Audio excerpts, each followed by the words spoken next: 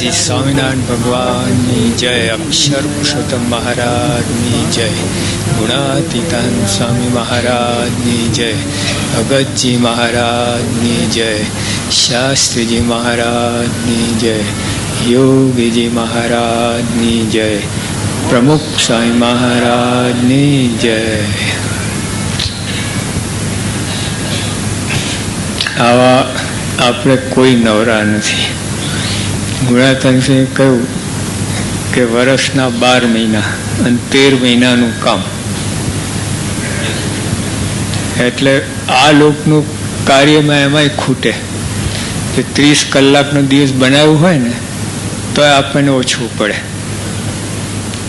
પણ આવા નિમિત્ત ઊભા કરીને આપણે આ ભજન ભક્તિ કરીએ છીએ.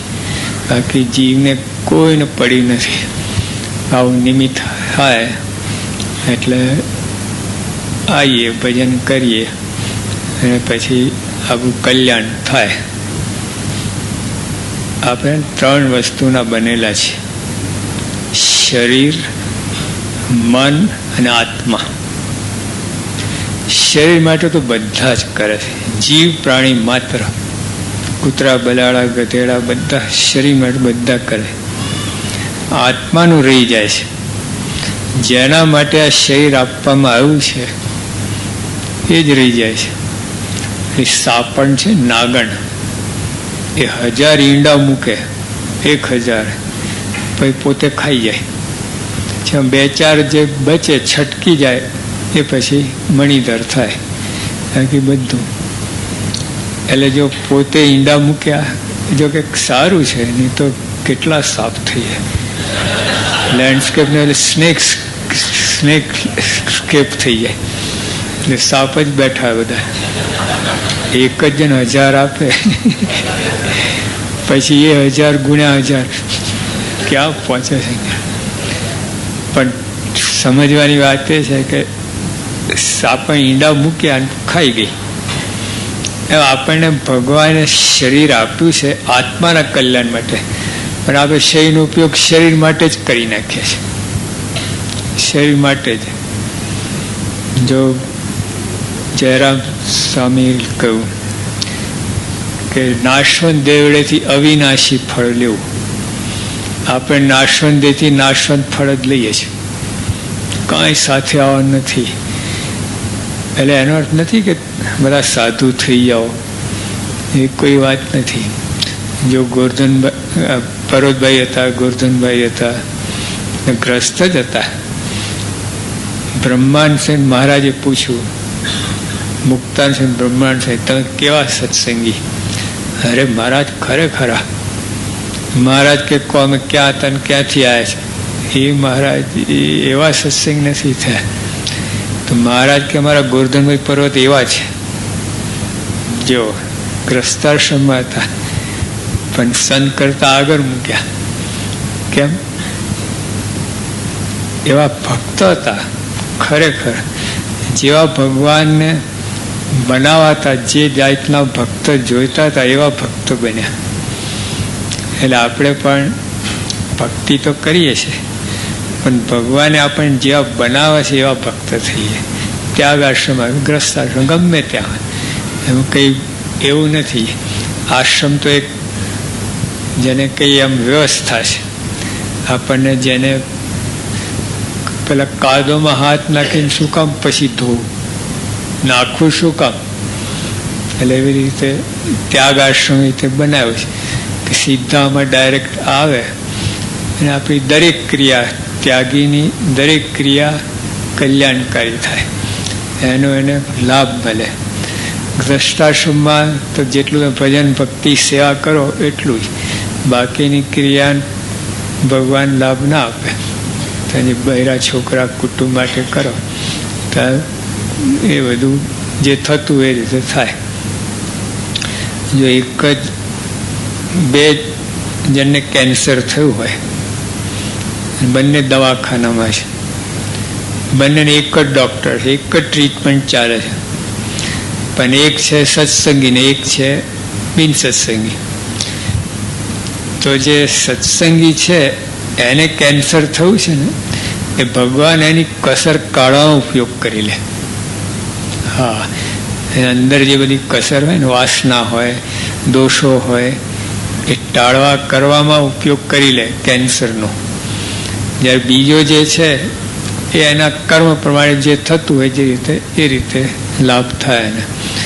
પણ મૂળ એટલે આ જે મનુષ્ય દેહ મળ્યો, અરે ત્યાગ આશ્રમ ને ગ્રસ્તાશ્રમની વાત એવી છે કે અમારી બધી જ ક્રિયા 24 કલાક બધી અમારે ઘડતર ચણતર માટે વપરાય. તમારે જેટલી આજ્ઞામાં રહીને ભજન ભક્તિ સેવા કરો એટલું જ. બીજું બધું પછી એ બીજા ખાતે જમે થાય, કલ્યાણના ખાતે જમે ના થાય. આટલું જ છે ફેર.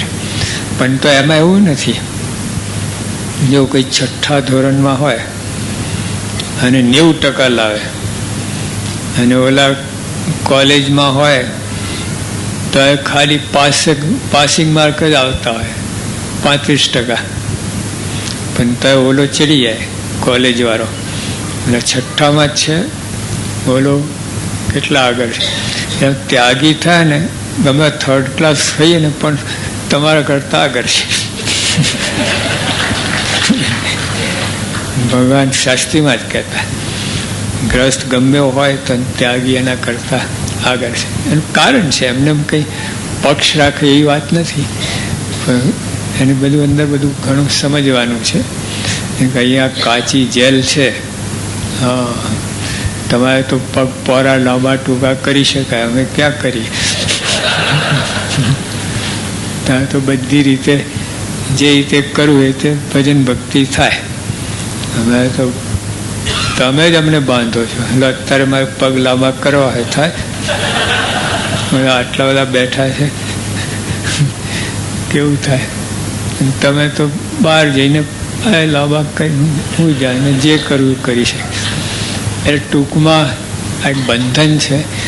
બંધન છે સારા માટે, જલ્દી કામ થાય. કરવું હોય તો 72 મણનું તો નહીં તો ત્યાગ આશ્રમ આવે પછી એવું જ પછી ગ્રસ્તાશ્રમ ચડી જાય. પણ ટૂંકમાં સમજવા કે આપણે કોઈ ગ્રસ્તાશ્રમ કે ત્યાગ આશ્રમ ગમે હોય, બધાને અક્ષરધામમાં જવાનું. અક્ષરધામમાં ત્યાગીને ગ્રહી ત્યાં કોઈ નથી. બધા મુક્ત અવસ્થામાં છે, બધા મહારાજના આકારે.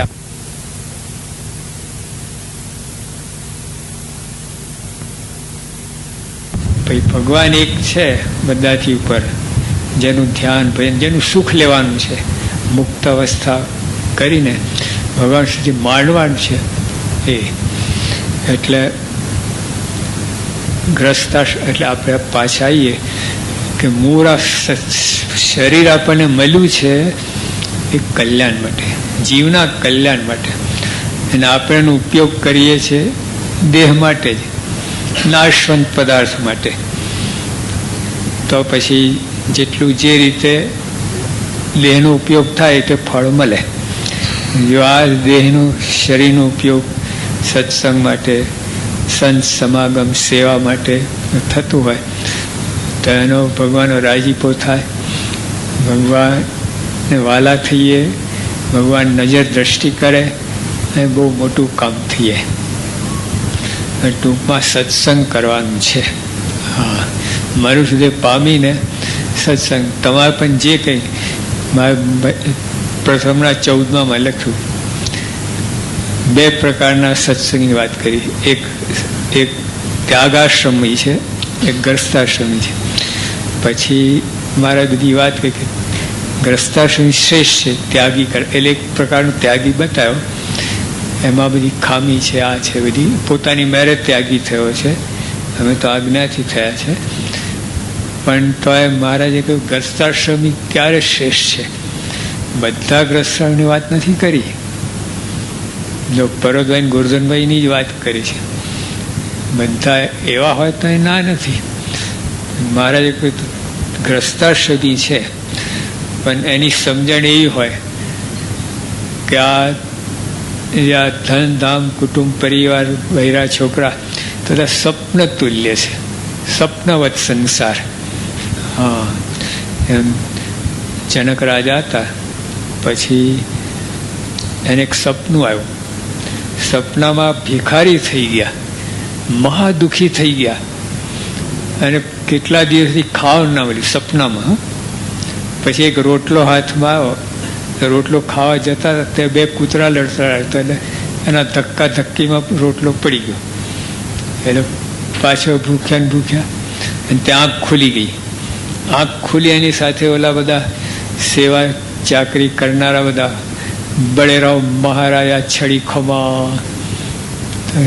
હા વિચાર કંઈક અત્યારે તો ભયંકર દુઃખી હતો, અને આ કેવું બધું, આવું કેવું બધું.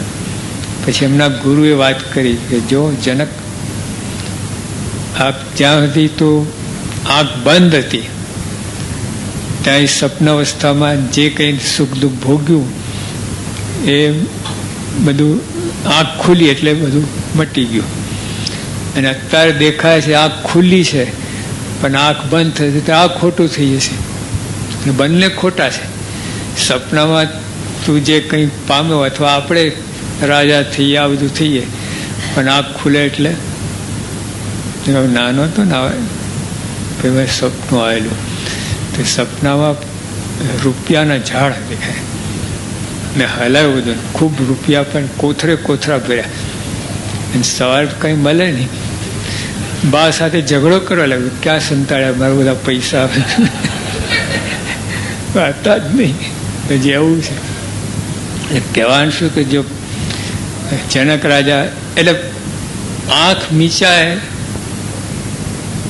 આંખ મીચેલી ત્યાંથી સપના સાચા, અને આંખ ખુલે એટલે સપના ખોટા. અને અત્યારે આ આંખ ખુલ્લી છે ત્યાં સાચું, અને આંખ બંધ થાય તો આ ખોટું. પણ બંને સપનો છે. ઓલા 2-5 મિનિટનું હોય, આ 50-60 વર્ષનું, પણ સપના જ છે. તો આવી રીતે જે હરિભક્ત જાણે, આવી રીતે સપનાવ સંસાર એ હરિભક્તને ભગવાને કહ્યું કે બધા કરતાં શ્રેષ્ઠ છે. આવું જ્ઞાન, ખાલી જ્ઞાન નહીં, તે વર્તન હોય, સંસારથી ઉદાસ રહેતો હોય, એમાં મજા ના માંડે. આ તો આપણે અહીંયા વાહ વાહ કરીએ ને ત્યાં વાહ વાહ કરીએ. બરાબર કીર્તન આરાધના થાય ને એમાં વન્સ મોર કે ભવાઈમાં ત્યાં વન્સ મોર કરે, ઢેફા જેવા. એટલે આપણે ખેતરમાં છે ને, ખેતર ખેડે ને આપણે ઉનાળાના દિવસમાં તો મોટા મોટા ઢેફા નીકળેલા. પછી ઢેફામાંથી એક ઢેફું ઉપાડો તમે, એના પર મૂતરો, શું થાય? ઓગરે. બીજું ઢેફું પાણી નાખો, ઓગરે. ઘણા ઢેફા જાય, પાણીથી ઓગરે ને મૂતરથી ઓગરે. અહીંયા વાહ વાહ કરે, ત્યાં વાહ વાહ કરે. એટલે એવા ગ્રસ્તની વાત નથી કરી, એવા સત્સંગની વાત નથી કરી, પણ જે પાણીથી બીજું કોઈ નહીં એવી રીતે જે રહે, એવી રીતિ સ્થિતિ હોય એ ભગવાન શ્રેષ્ઠ કહે. ત્યાગી હોય, ગ્રસ્ત હોય, બધા આ સમજણ આવું વર્તન હોય, અંદરથી ઉદાસ, એને ગમે જ નહીં સંસારમાં. પણ પછી જવાબદારી છે, શરીર છે, કુટુંબ છે, એ નભાવે કરે બધું. અંતરમાં તો ભગવાન સિવાય કંઈને ખપે જ નહીં લેવાનું. એટલે ટૂંકમાં આપણને આ મનુષ્ય દેહ મળ્યો છે આટલા માટે મળ્યો છે. આપણને જે સત્સંગના આવા પ્રમુખ ગુરુ મળ્યા, એને તો હવે બીજું ઘટે જ નહીં. હવે આપણી રીત ભાત બધી બદલવાની જ, સત્સંગ આ બાજુ વરવાનું. એ તો બહુ ખોટ જશે. અનંત જન્મ પછી આ જોગ થયો છે. આ ભગવાને સંત કોઈ જ આપણે જોગ થયો જ નથી ક્યારેય. અનંત કાળથી કેટલા જન્મ લીધા. મહારાજે કહ્યું કે આ જીવે કેટલા જન્મ લીધા, સમુદ્રમાં જેટલું પાણી છે ને એટલું આ જીવે માતાનું ધાવણ થયો છે. સમુદ્ર કેટલું પાણી તમારે. એટલે ખાલી આ મોરબી પેલું ડેમ તૂટ્યું ને મોરબી ડૂબી ગયું. તો સમુદ્ર છલકાય તો શું દશા છે? આખી પૃથ્વી ઢંકાઈએ. કેટલું પાણી, હવે એટલા જન્મ લીધા છે. એટલે શું એટલા વાર મનુષ્યએ લીધો છે. 84 તો કેટલી ફર્યા છે, પણ આ કોઈ દિવસ આ ભગવાન સંત નથી મળ્યા. બીજા સંતો મળ્યા છે, નારદ સંકાદિક, પણ ગુણાતીત સંતનો જોગ થયો નથી. આ માયા પાર કુદાડે એવા છે. પણ ક્યારે આપણે સેવા કરીએ, મન કર વચને સેવી લઈએ, રાજીપો થાય. જોકે અમે હવે એમના યોગમાં તો બાકી રાખવાનું. સ્વામી કે મારી કુટીને બ્રહ્મ કરવાનું છે, તો ઈચ્છા હોય કે ના હોય, એ એમનું કામ છોડવાના નથી. જ્યારે બાળક ભણતો હોય તો બરાબર, ના ભણે તો ટીંગા ટોળી કંઈ લઈ જવા પડે સ્કૂલે, બે ધોલે મારી પડે. એમ ભગવાન એમના હાથમાં છે ને, છોડવાનું નથી. એટલે આપણે એક રીતે નિશ્ચિંત રહેવું, કરશે. પણ જેટલું એમને સહાય આપીએ, એમને જેટલો અનુકૂળ થાય એટલું સહેલું પડે એમનું કામ કરવાનું. બધી મૂર્તિ હોય ને, પેલો ઘડતો હોય તો પથ્થર હલતા નથી, એટલે ઘડી જાય છે 6 મહિનામાં. આપણે હલીએ છીએ, તકલીફ આ છે. એટલે એમને આમ અહીં ટાંકણું મારો હોય તો એ ઊભા રહે. એમ કે જો તમે હલ્યા ટાંકણું ના ઉડી જાય, એટલે એવું બધું થાય. એટલે એ રોકાઈને ઘા કરતા હોય. એટલે આપણે હલવાનું બંધ કરીએ ને તો જલ્દી કામ. હલવાનું બંધ એટલે આજ્ઞા, એમની જે આજ્ઞા કે એમાં સારધાર આજ્ઞા ફેર ના પાડવું, એ હલ્યા ના કહેવાય. અને પછી આશરો, ભગવાનનો આશરો છોડવો નહીં. ગમે કઠણ દેશકાળ આવે, ગમે એવું થાય તો પ્રથમ 14માં મહારાજ એ વાત કરી છે. કારણ કે ભગવાન છે જ. એકવાર તે આંબો જાણી લીધો પછી ગમે એવું હોય ને તો રાત્રે લીમડો ના થઈ જાય, 24 કલાક આંબો જ રહે છે. એમાં ભગવાન જાણ્યા પછી એમાં નિશ્ચય ડગમગવું ના જોઈએ. જો આપણે એકવાર આંબો જાણી લીધો, પછી તમે માદા થાવ, કેન્સર થાય, ભૂખ્યા તરસ્યા હોય રસ્તા પર, પણ તો એ આંબો કંઈ મટી ના જાય, આંબો જ રહે છે. બરાબર કે નહીં? તમે આંબો નક્કી કર્યો આંબો છે, પછી તમે માદા પડ્યા, કેન્સર થયું, એટલે લીમડો થઈ જાય. એ આંબો જ છે. ભગવાન આપણી ગમે એ પરિસ્થિતિ થાય, ભગવાન જ પૂર્ણ પુરુષોત્તમ નારાયણ સ્વામિનારાયણ ભગવાન સર્વોપરી ભગવાન છે. અને એમના ધારક પ્રમુખ છે, અખંડ ભગવાનના અખંડ ધારક સંત છે. સમ્યક પ્રકારે, અખંડ નહીં, અખંડ તો ખરા, પણ સમ્યક પ્રકારે. નહીં તો જ્યાં આમાં છે ને 220 જ વોટ છે, એટલે ગ્રીડમાં છે 25,000 50,000 વોલ્ટેજ. આ તો વોટ બધા વોલ્ટેજ જતું હોય. એટલે સમ્યક પ્રકારે નથી એમાં, પાવર હાઉસ આખું. પ્રમુખ સાહેબમાં જે ભગવાન બિરાજે છે એ સમ્યક પ્રકારે અને અખંડ, આવન જાવન નહીં.